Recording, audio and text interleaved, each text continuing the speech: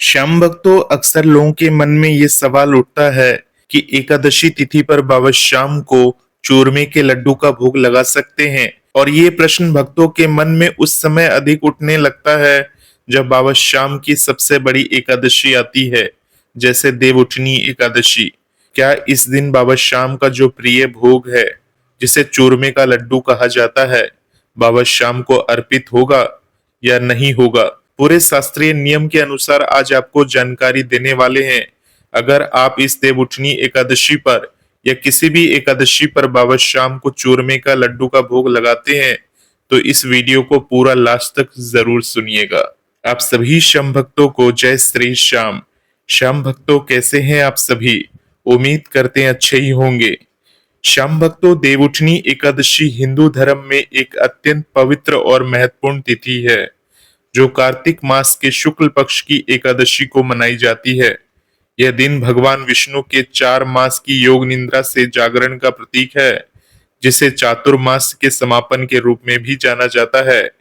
इस दिन तुलसी विवाह का भी आयोजन होता है और यह विवाह का शुभ मुहूर्त माना जाता है। लेकिन श्याम भक्तों, जब बात बाबा श्याम यानी खाटू श्याम जी की पूजा की आती है तो भक्तों के मन में एक विशेष प्रश्न उठता है कि देवउठनी एकादशी के दिन बाबा श्याम को उनके सबसे प्रिय भोग चूरमे के लड्डू का भोग क्यों नहीं लगाना चाहिए? श्याम भक्तों, बाबा श्याम जो भगवान श्री कृष्ण के कलयुगी अवतार हैं, चूरमे के लड्डू को बेहद प्रिय मानते हैं और मंदिर परंपरा में यह उनका मुख्य प्रसाद भी है। फिर भी शास्त्रों और परंपराओं के अनुसार इस दिन इसका भोग वर्जित है। आइए इस शास्त्रीय कारण को सरल शब्दों में समझते हैं, साथ ही वैकल्पिक भोग के बारे में भी जानते हैं। ये सब समझाने के लिए हम शास्त्रों की रोशनी में गहराई से विचार करेंगे ताकि भक्तों का विश्वास और मजबूत हो सके। श्याम भक्तों, सबसे पहले बाबा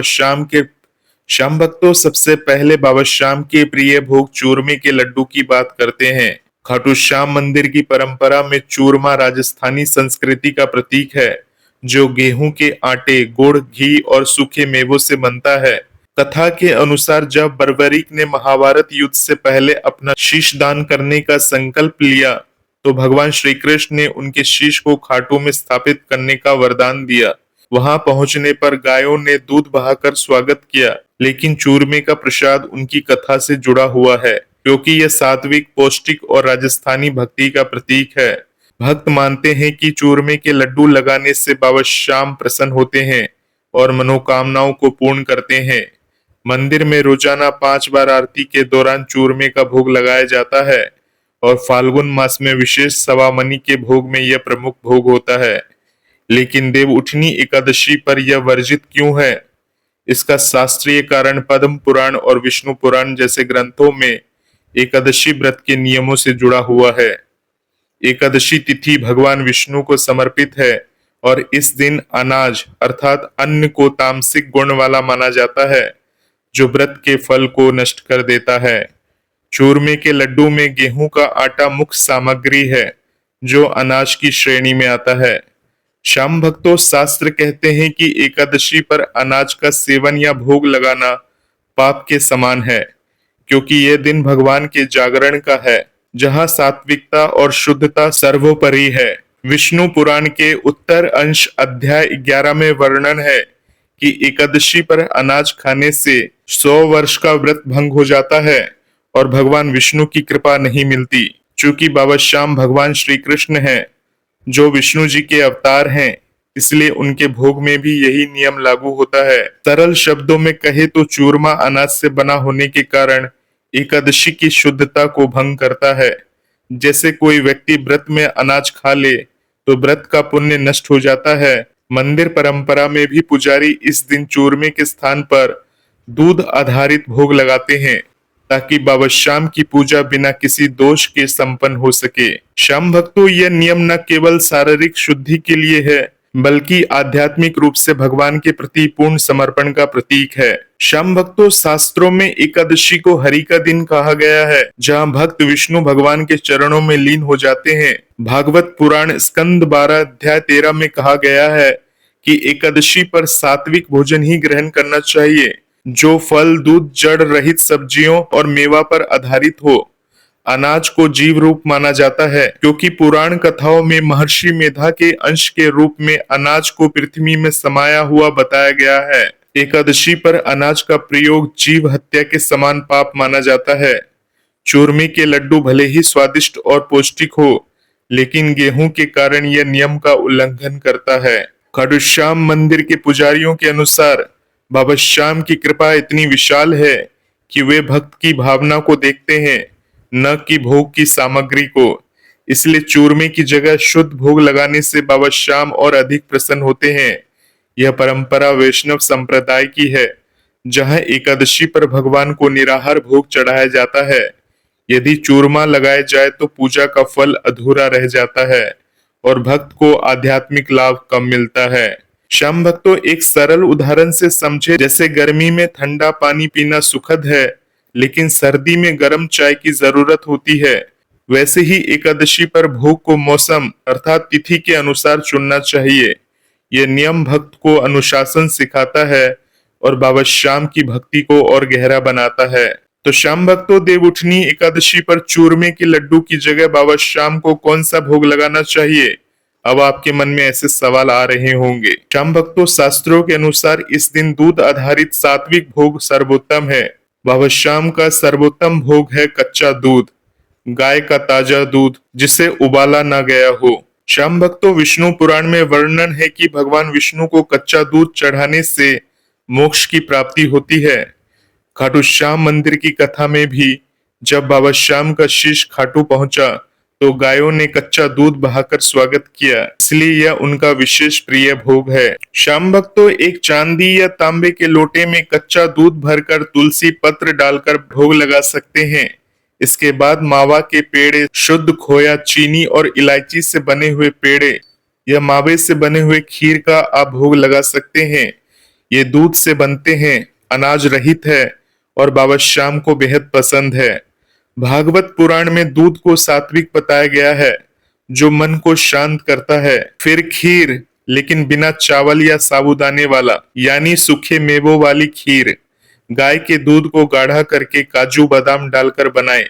यह भोग शीतलता प्रदान करता है। इसके अलावा पंचामृत, दूध, दही, घी, शहद और गुड़ का मिश्रण जिसमें तुलसी पत्र डाले। स्कंद पुराण में पंचामृत को अमृत तुल्य कहा गया है। बाबा श्याम को फल भी चढ़ाएं, केला, सेब, नारियल जैसे मौसमी फल, क्योंकि एकादशी फलहार का दिन है।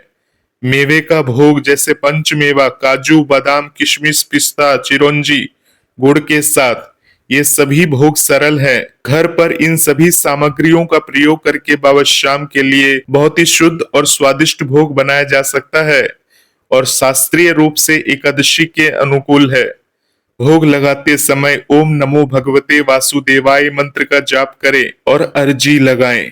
इससे बाबा श्याम की कृपा निश्चित ही मिलेगी। श्याम भक्तों, देवउठनी एकादशी पर बाबा श्याम की पूजा की विधि को समझना भी जरूरी है, ताकि भोग के साथ पूरी विधि सिद्ध हो। सुबह ब्रह्म मुहूर्त में उठे, स्नान करे और पीले वस्त्र पहने, क्योंकि पीला वस्त्र भगवान विष्णु को अत्यधिक प्रिय है। पूजा स्थल को गंगा जल से शुद्ध करे और लाल या पीला कपड़ा पर बाबा श्याम की मूर्ति या शीश फोटो को स्थापित करे। दीप प्रज्वलित करे, धूप जलाए और चंदन इत्र लगाए। तुलसी पत्र अवश्य चढ़ाएं, क्योंकि तुलसी विवाह का दिन है। भोग लगाने के बाद आरती करे। श्याम भक्तों, शास्त्र कहते हैं कि इस दिन पूजा से पितृदोष नष्ट होता है और सुख समृद्धि आती है। ऐसा माना जाता है कि बाबा श्याम की शीश की स्थापना खाटूधाम राजस्थान में इसी दिन हुआ था और मंदिर के महंत का मानना यह है कि जिस दिन बाबा श्याम की शीश की स्थापना हुई थी, इसी स्थापना तिथि को पाटो उत्सव के रूप में मनाया जाता है, जिसे कि बहुत सारे श्याम भक्त बाबा श्याम के जन्मोत्सव के रूप में भी मनाते हैं। श्याम भक्तों, बर्बरिक की शीश दान कथा जो महाभारत से जुड़ी है। सरल शब्दों में बर्बरिक ने कृष्ण से वरदान मांगा कि वे कलयुग में भक्तों की रक्षा करेंगे और खाटू में उनका शीश स्थापित हुआ। इस कथा से भक्तों को विश्वास मिलता है कि बाबा श्याम हारे के सहारे हैं। भोग के बाद प्रसाद वितरण करे, परिवार के साथ भोग को ग्रहण करे। यह दिन न केवल व्रत का बल्कि भक्ति का उत्सव है। शास्त्रीय दृष्टि से देखें तो एकादशी व्रत का महत्व असीम है। पद्म पुराण में कहा गया है कि एकादशी व्रत से 88,000 ब्राह्मणों का तर्पण हो जाता है। देवउठनी एकादशी विशेष है क्योंकि चातुर्मास समाप्त होता है और देवता जागृत होकर भक्तों पर कृपा बरसाते हैं। बाबा श्याम की पूजा में इस नियम का पालन करने से भक्त का व्रत और भक्ति दोनों फलदायी होते हैं। यदि चूरमे का भोग अनजाने में लग जाए तो प्रायश्चित के रूप में 108 तुलसी पत्र चढ़ाएं, लेकिन जागरूक रहे ताकि पूजा दोष रहित हो। वैकल्पिक भोगों का लाभ कच्चा दूध स्वास्थ्यवर्धक है, पेड़े मन को प्रसन्न करते हैं और फल विटामिन प्रदान करते हैं। ये भोग न केवल शारीरिक बल्कि आध्यात्मिक शुद्धि भी देते हैं। भक्तों के अनुभव बताते हैं कि इस दिन शुद्ध भोग लगाने से संकट दूर होते हैं और बाबा श्याम स्वप्न में दर्शन भी देते हैं। अंत में श्याम भक्तों, बाबा श्याम की भक्ति में नियमों का पालन ही सच्ची श्रद्धा है।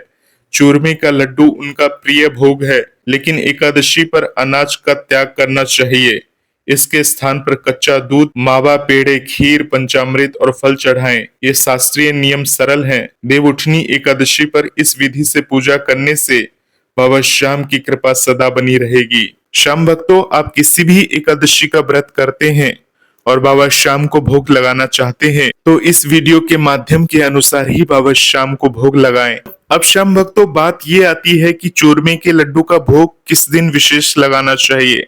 तो श्याम भक्तों, जैसे कि आप जानते हैं कि एकादशी व्रत पूर्ण होने के बाद द्वादशी के दिन बाबा श्याम को चूरमे के लड्डू का आप भोग लगा सकते हैं। बाबा श्याम को वो भोग अर्पित कर सकते हैं। तो होपफुली श्याम भक्तों, भजन मंत्र शक्ति चैनल पर बताए गए इस वीडियो से आप संतुष्ट होंगे और आपके मन में उठने वाले सवालों पर विराम लग चुका होगा। बाबा श्याम से जुड़े रहिए। बाबा श्याम की सही और सटीक जानकारी के लिए इस चैनल को सब्सक्राइब भी कर सकते हैं और वीडियो पसंद आया तो वीडियो को लाइक भी कर सकते हैं। अब सभी श्याम भक्तों को जय श्री श्याम, जय श्री राधे।